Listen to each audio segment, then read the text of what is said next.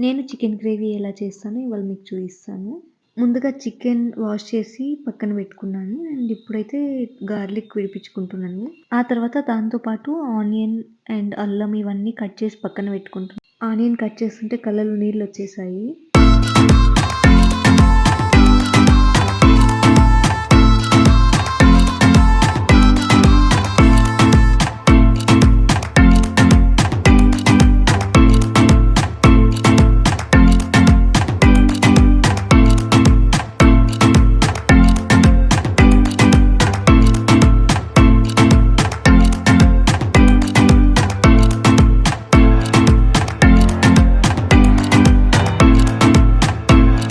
Onion cut చేయడం అయ్యాక tomatoes కూడా కట్ చేసి పక్కన పెట్టుకుంటున్నాను.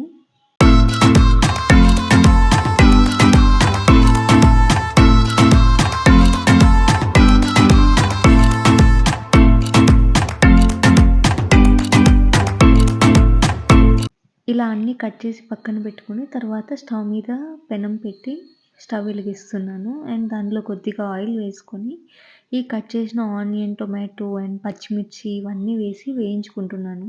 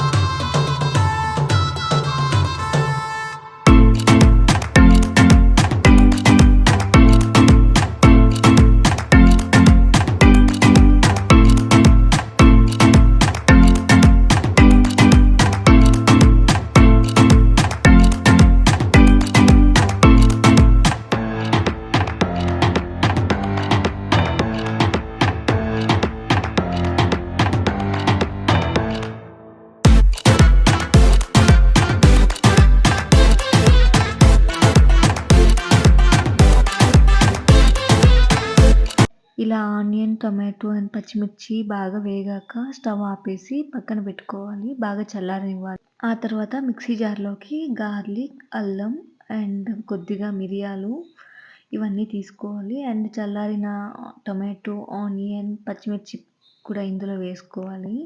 దీన్నంతటిని మంచి పేస్ట్ లాగా గ్రైండ్ చేసుకొని పక్కన పెట్టుకోవాలి. ఆ తర్వాత స్టవ్ వెలిగించుకొని పాన్ పెట్టుకొని దానిలోకి కొద్దిగా ఆయిల్ వేసుకోవాలి. ఆయిల్ కొద్దిగా వేడెక్కాక దానిలోకి చెక్క, లవంగాలు, బిర్యానీ ఆకు ఇవన్నీ వేసుకోవాలి.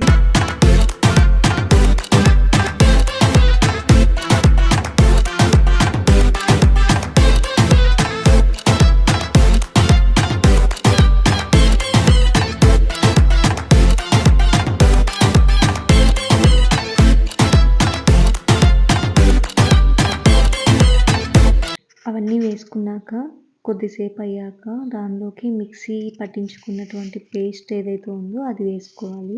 ఆ పేస్ట్ పచ్చివాసన పోయే వరకు బాగా వేయించాలి. ఆల్రెడీ మనం ఆయిల్‌లో కొద్దిసేపు వేయించాం కాబట్టి అంతగా పచ్చివాసన ఉండదు.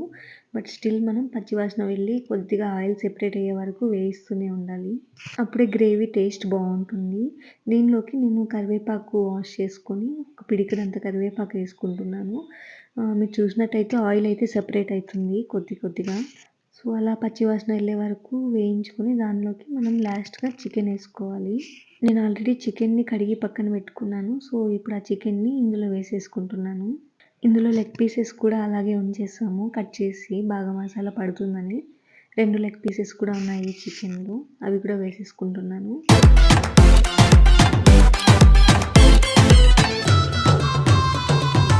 చికెన్ వేసాక మసాలా మొత్తం బాగా చికెన్‌కి పట్టేలాగా కలిపి దానిలోకి కొద్దిగా సాల్ట్ వేసుకుంటున్నాను. అది కూడా వేసి బాగా కలిపేసి దానికి మూత పెట్టేస్తున్నాను.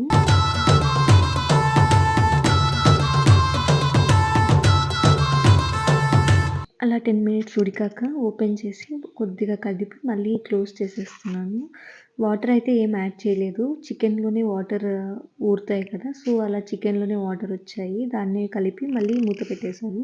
సో ఇప్పుడైతే మసాలాలు యాడ్ చేస్తున్నాను. ఇది ఇంట్లో తయారు చేసిన మసాలా పౌడర్ యాడ్ చేస్తున్నాను కొద్దిగా. ఇంట్లోనే చేసుకున్న మసాలా పౌడర్ ఏస్తే చికెన్ గ్రేవీ చాలా టేస్ట్ ఉంటుంది. కొద్దిగానే పచ్చిమిర్చి వేశాను కాబట్టి అంత కారం ఏం లేదు. సో, నేను కారం కూడా కొద్దిగా యాడ్ చేస్తున్నాను. ఈ హార్లిక్స్ బాక్స్‌లో కారం పొడి ఉంది. లాస్ట్ టైమ్ ఇంటి నుంచి వచ్చేటప్పుడు ఈ హార్లిక్స్ బాక్స్‌లో కారం పొడి వేసిచ్చారు. అది అలాగే ఉంచేసాను. ఇంకా బాక్స్‌లోకి షిఫ్ట్ చేసుకోలేదు. సో, మాకు టేస్ట్‌కి తగినంత కారం పొడైతే వేసుకుంటున్నాను. ఇంకా కొద్దిగా గరం మసాలా యాడ్ చేస్తున్నాను లాస్ట్‌లో. ఇది ఆచి గరం మసాలా చాలా కొద్దిగా యాడ్ చేస్తున్నాను. ఇలా అన్ని మసాలాలు వేసేసాక ఒకసారి బాగా కలిపేసి దానికి మూత పెట్టేసాను. మసాలాలన్నీ యాడ్ చేశాక చికెన్ అయితే ఇలా ఉంది. దానిలోనే వాటర్ ఊరాయి. అండ్ ఫైనల్ స్టెప్ వచ్చేసి కొత్తిమీర. కొత్తిమీర ఎక్కువ వేస్తాను నేను చికెన్ గ్రేవీలోకి. సో, ఇలా బాగా వాష్ చేసుకొని కొత్తిమీరని కట్ చేసి పెట్టుకుంటున్నాను. ఒక పిడికిలంత కొత్తిమీర అయితే నేను కట్ చేసుకుంటున్నాను.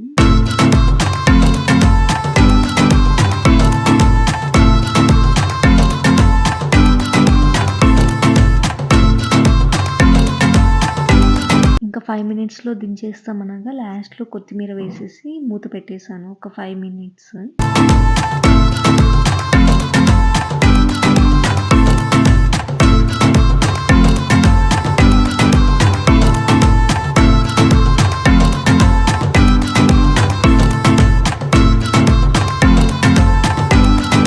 ఫైనల్‌గా చికెన్ అయితే రెడీ అయిపోయింది. జస్ట్ టేస్ట్ చూస్తున్నాను ఎలా ఉంది అని.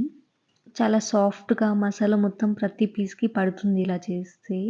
అండ్ అల్లం వెల్లుల్లి పేస్ట్ అయితే మనం పచ్చివాసన పోయే వరకు వేయించుకున్నాం కాబట్టి అది పచ్చివాసన అస్సలుండదు. టేస్ట్ అయితే చాలా బావుంటుంది. పీస్ చాలా సాఫ్ట్‌గా ఉంటుంది. మసాలా ప్రతి పీస్‌కి పడుతుంది. టేస్ట్ అయితే చాలా బావుంది. సింపుల్‌గా ఇంట్లో ఉన్న మసాలాలతోనే మనం ఇలా మంచిగా చికెన్ కర్రీ చేసుకోవచ్చు. సో, ఇవాల్టికి చికెన్ కర్రీ అయితే కంప్లీట్ అయింది. ఇంకా మేమైతే తినేసాము. అంతే అండి ఇవాల్టికి. అండ్ మీకు గనుక నా వీడియోస్ నచ్చినట్టయితే ప్లీజ్ సబ్స్క్రైబ్ అలాగే లైక్ కూడా.